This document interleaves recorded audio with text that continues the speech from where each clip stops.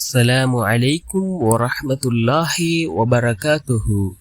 அன்பார்ந்த இஸ்லாமிய சகோதரர்களே, அல்லாஹ்வின் நல்லடியார்களே, நாம் ஒவ்வொரு நாளும் பார்த்து வரக்கூடிய துஆக்களினுடைய தொடரில் இன்று நாம் பார்க்க இருக்கின்ற விடயம் என்னவென்றால், இன்றைய தினம் நாம் இந்த துஆவை 100 தடவைகள் ஓதுவோம்.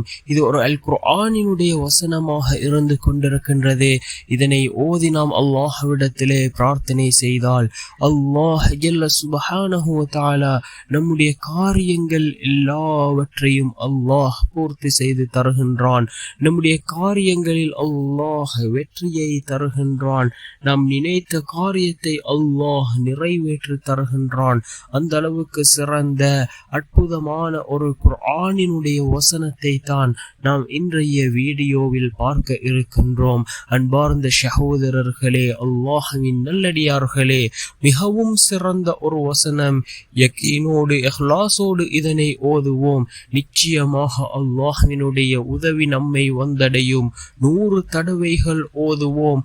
ஓதி அல்லாஹ்விடம் பிரார்த்தனை செய்வோம்.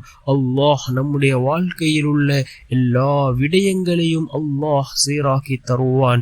நம்முடைய காரியங்கள் அனைத்தையும் அல்லாஹ் பூர்த்தி செய்து தருவான். என்ன குர்ஆனினுடைய வசனம் என்றால், அல் குர்ஆனினுடைய 40வது அத்தியாயத்தின் 45வது வசனம், وَأُفَوِّضُ أَمْرِي إِلَى اللَّهِ إِنَّ اللَّهَ بَصِيرٌ بِالْعِبَادِ وَأُفَوِّضُ أَمْرِي إِلَى اللَّهِ إِنَّ اللَّهَ بَصِيرٌ بِالْعِبَادِ. என்னுடைய காரியத்தை அல்லாஹ்விடம் நான் ஒப்படைக்கின்றேன்.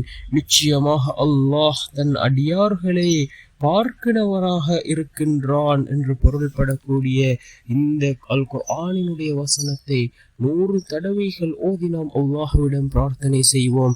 நிச்சயமாக நம்முடைய ரப்பு நம்முடைய எல்லா விடயங்களையும் சீராக்குவான்.